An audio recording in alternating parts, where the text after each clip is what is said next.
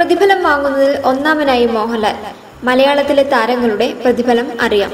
കളക്ഷനിൽ മലയാള സിനിമയെ 150 കോടി പിന്നിടുമ്പോൾ തമിഴിനോടോ തെലുങ്കിനോടോ കിടപിടിക്കുന്നതല്ലെങ്കിലും മലയാള താരങ്ങളുടെ പ്രതിഫലത്തിലും വലിയ മാറ്റമുണ്ട്.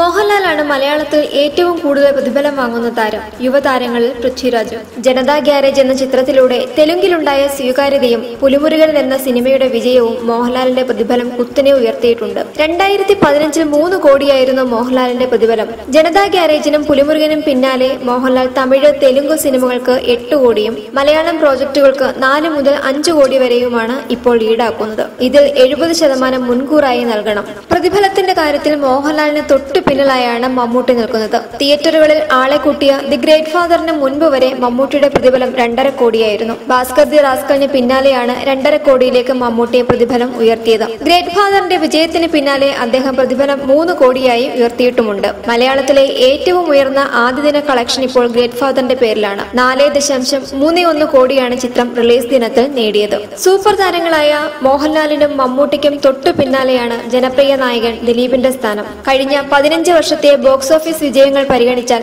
ആഘോഷ സീസണുകളിൽ കൂടുതൽ നേട്ടമുണ്ടാക്കിയ നടനാണ് ദിലീപ്. 2 മുതൽ 2.5 കോടി വരെയാണ് ദിലീപിന്റെ ഇപ്പോഴത്തെ പ്രതിഫലം. ഇതിനു പുറമെ ഓവർസീസ് മധ്യ കേരള വിതരണ അവകാശങ്ങളും ദിലീപ് വാങ്ങാറുണ്ട്. മലയാള സിനിമയിലെ പ്രതിഫലത്തിന്റെ കാര്യത്തിൽ 4ാം സ്ഥാനമാണ് പൃഥ്വിരാജിനുള്ളത്.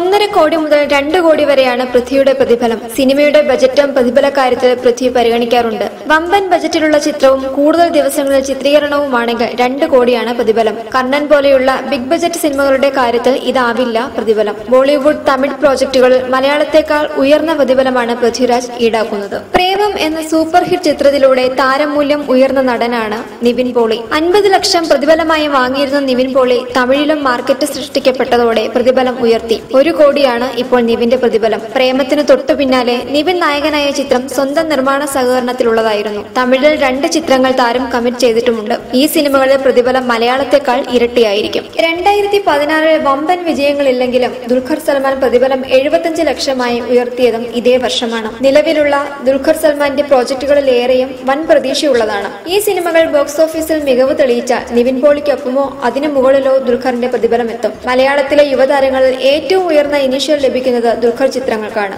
മലയാളത്തിന് പുറമെ തമിഴിലും ദുൽഖർ സിനിമകൾ ഒരുങ്ങുന്നുണ്ട്. നടൻ ബിജു മേനോനും തന്റെ പ്രതിഫലം 75 ലക്ഷം രൂപയായി വർദ്ധിപ്പിച്ചിട്ടുണ്ട്. വെള്ളിമൂങ്ങയുടെ വിജയമാണ് ബിജു മേനോന്റെ താരമൂല്യം ഇരട്ടിപ്പിച്ചത്. 50 ലക്ഷത്തിൽ നിന്ന് 75 ലക്ഷത്തിലേക്ക് താരത്തിന്റെ പ്രതിഫലം ഉയർന്നു. അനുരാഗ് കരിക്കൻവണ്ണ 2016 സൂപ്പർ ഹിറ്റ് ആയതോടെ സോളോ ഹീറോ പ്രോജക്റ്റുകളിലേക്ക് കൂടുതൽ ശ്രദ്ധയൂന്നാനും താരം തീരുമാനിച്ചു. അടുത്തിടെ പുറത്തിറങ്ങിയ രഞ്ജൻ പ്രമോദിന്റെ രക്ഷാധികാരി ബൈജുവും തിയേറ്ററുകളിൽ വിജയം കണ്ടു. 2011 മുതൽ 2012 വരെ യുവതാരങ്ങളിൽ അപ്രതീക്ഷിത മുന്നേറ്റം ഉണ്ടാക്കിയ അഭിനേതാവായിരുന്നു ഭഗത്. എന്നാൽ 2013 തുടർ വർഷങ്ങളിലും ഉണ്ടായ തിരിച്ചടിയെ തുടർന്ന് ഭഗതിന്റെ താരമൂല്യം ഇടിഞ്ഞു. മകേഷിന്റെ പ്രതികാരത്തിലൂടെ ബോക്സ് ഓഫീസിൽ ശക്തമായ തിരിച്ചുവരവ് നടത്തിയ ഭഗത് ബാസിൽ 75 ലക്ഷം വരെയാണ് പ്രതിഫലമായി ഇപ്പോൾ വാങ്ങുന്നത്. വർഷങ്ങളായി വിജയചിത്രങ്ങളില്ലെങ്കിലും അവസാനമായി അഭിനയിച്ച രുദ്രസിംഹാസനം, മൈ ഗോഡ് എന്നീ സിനിമകൾക്ക് സുരേഷ് ഗോപി പ്രതിഫലമായി വാങ്ങിയത് 70 ലക്ഷം രൂപയായിരുന്നു. ജയസൂര്യയും കുഞ്ചാക്കോ ബോബനും 60 ലക്ഷം രൂപ വീതവും ജയറാം, ടൊവിനോ തോമസ് എന്നിവർ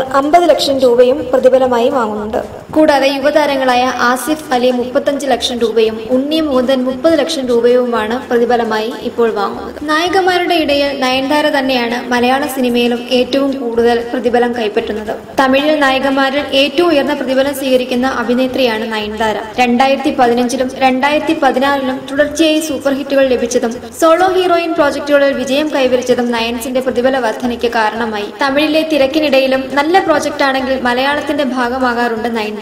മലയാളത്തിൽ സമീപകാലത്ത് അഭിനയിച്ച 2 പ്രോജക്റ്റുകളിൽ 75 ലക്ഷവും 1 കോടിയുമാണ് നയൻതാര പ്രതിഫലമായി ഈടാക്കിയത്. 2016 പുറത്തിറങ്ങിയ പുതിയ നിയമത്തിൽ അഭിനയിച്ചതിന് 1 കോടിയായിരുന്നു നയൻസിന്റെ പ്രതിഫലം. രണ്ടാം വരവിൽ ഹൗ ഓൾഡ് ആർ യു എന്ന ചിത്രത്തിന് ശേഷം സൂപ്പർ ഹിറ്റ് വിജയങ്ങളില്ലെങ്കിലും മലയാളത്തിലെ ലേഡി സൂപ്പർ സ്റ്റാർ എന്ന വിശേഷമുള്ളത് മഞ്ജുവിന് തന്നെയാണ്. മഞ്ജുവിനെ കേന്ദ്ര കഥാപാത്രമാക്കിയുള്ള പ്രോജക്റ്റുകൾ അണിയറയിൽ നിരവധി ഒരുങ്ങുന്നുമുണ്ട്.